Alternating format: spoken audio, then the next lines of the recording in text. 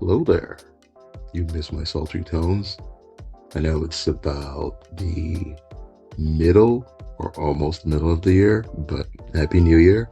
It's definitely been really, really busy for me, so that's the reason why you probably haven't heard from me in a while. But I think it's a fitting time to have a discussion around time and video games, especially with the one game that's really blowing up everything right now in Crimson Desert.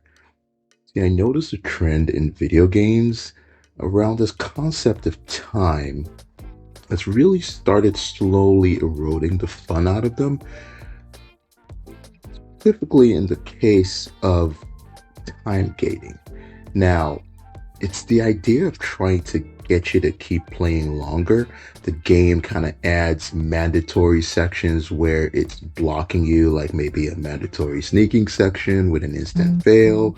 It's not Spider-Man, Mary Jane scene, or just trying to get you to grind some kind of arbitrary material that really blocks you being able to get some skill or some armor or some weapon that allows you to kind of move on to the next stage of the game.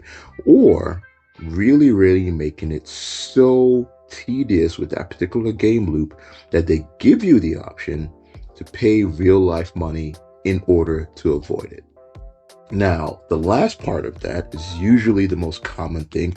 That's why it's very unique when a game like Crimson Desert comes out and really challenges that concept. Now, albeit for the first almost 8 hours or so, if not maybe more, that the game really, really takes its time to teach you about so many of the different systems and just really, really is grinding to get you to the point where it finally opens up and lets you go out into the world itself to explore and almost create your own story. A lot of people in the ecosystem has been generally saying that it's very, very, or the closest thing that you'd get to like a Skyrim, where essentially you're almost just pointing exactly where you want to go in the horizon and just going out there and seeing what happens. So the game has really done something to really challenge that concept, but there's still that friction within the initial 8 hours that really allows some people, in some cases, to really bounce off it very hard because they're just waiting for that point to have the game click and it just never happens, right? So again, there's still a little bit of that time friction there that can be shaved off to allow people to actually get into the game.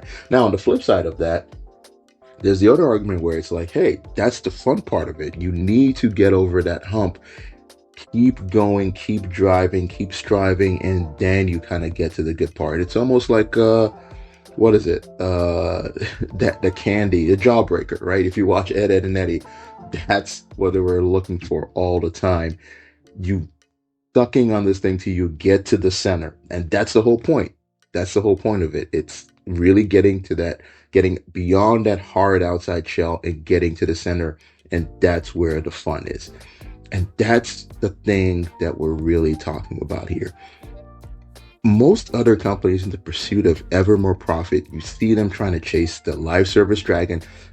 Case in point, Crimson Desert actually started off as a live service game, as an MMO eventually, but pivoted and turned into what it is right now. Hence the reason why you see there's a lot of almost Destiny 2 or just Destiny overall in the way the storyline is kind of set up, right?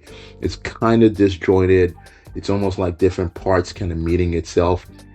It's not to say that some parts of Destiny 2 or Destiny storyline were not great. Some of them were awesome, but it just has that MMO feel of like, oh, there's a lot more systems here in place, and that's what the focus is on, kind of you creating your own fun by yourself or with your friends, than specifically the story. That's kind of what you see, right? A lot of companies have been chasing that. You have Concord and then you have Concord 2, all of this stuff that eventually just ended up with them being shut down. We've talked about them, we've analyzed them, we've cared their demise. But time and time again, it just seems like a lot of companies fail to understand the question that keeps bringing people in and keeps them coming back. And that question is for them what keeps the slot machine turning so they can eventually get their big fat bonuses, but they tend to forget it is the game actually fun? And most of the time, that's the thing that's left on the cutting room floor sometimes in the chase for constant, profit, making sure that stock price goes up, especially in this age of AI. Everybody is just so focused on how do we make the most money. The thing that I like to look at that is just answer that question with two simple answers. If it's not, you've got all of these failures that I've mentioned before, but if you're able to get players that are willing to spend time and also money to exist in that world, then you have a winning scenario.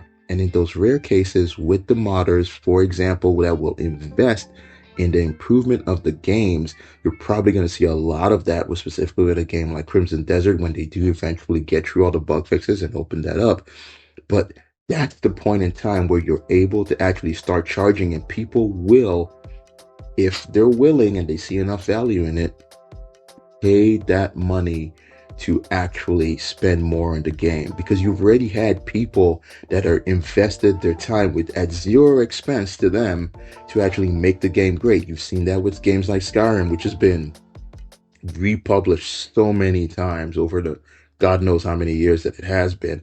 And that's a sign that this game itself has become something more, because the players themselves have put their time, blood, sweat, tears into the game because they see the value in it. They see the actual effort put in by the developers. They're being able to have fun with the game, and it's not pushing them to buy some random loot box to give them some kind of either stat boost or cosmetic drive or something all perceived around that.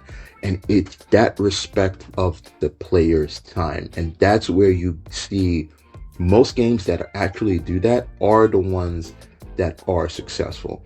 The key to such success is that it occurs organically. When the game tries to disrespect your time by gating the content or creating difficulty spikes intended to just drive you to purchase the solution, that way you're just spending money just to get past that point. So you kind of see where they're going.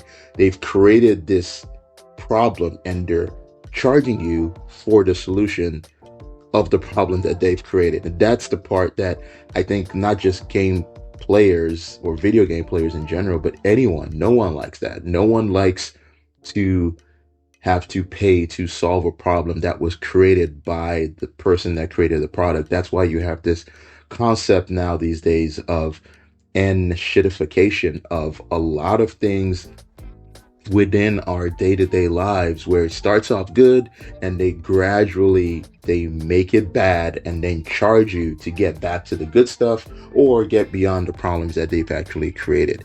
No one likes being taken advantage of, and when it's really so overt that you just have to mentally and physically check out, then we have seen all these multiple games that have just come out, died, and just gone back again to wherever the ether that they came. And then you have some games that actually reach that barrier and players actually love it and they keep on going for years and years. I mean, you've heard of so many games where they will pull the servers and you'll have a band of players actually pull money together or pull funds and create their own server and keep that game running. So that's a beautiful thing when you know that the product is actually living beyond its intended goal and it's turned into something else. Now, one of these kind of scenarios is that you have these players. What drives this is you have players coming back again over and over. And I call it almost like a one more session effect, like we used to have back in the days of arcades, where you had to spend some change to play and you just had to have that additional session. That it's that itch where you hear people talk about, is that I need to just play that one more game. I need to beat that one more boss. I need to beat that next level. I need to get to that next destination or next quest. That concept of it's constantly driving you forward to beat the next score, to see what happens next. That's the part that's fun, right? Where it's almost like time stands still for that moment, and we felt that you could just stretch on forever. I'm sure everyone's done it. You've sat down for either a gaming session, or watch a movie, or something fun, and you have no idea where all the time went. Like you look up again, it's like 4, 6 hours are gone, and you're like, geez, I have no idea what I was doing, but I was having such a good time that I didn't even see the time actually fly by. And that's the part that we want to get to, and that's the sweet spot. That's the feeling I chase in every game that I play. And that's the feeling I think that all games need to strive to capture in the industry. Just that all the games continue to grow and evolve. And I think we're starting to see a little bit of that in these smaller, what you'd call like AA studios that are coming out and really evolving to become maybe now the new AAA studios, because those guys are no longer holding, the bar up to the right standard. And this is the way we need this, hobby to evolve, so that we do see growth and we do see things continue to get better and improve.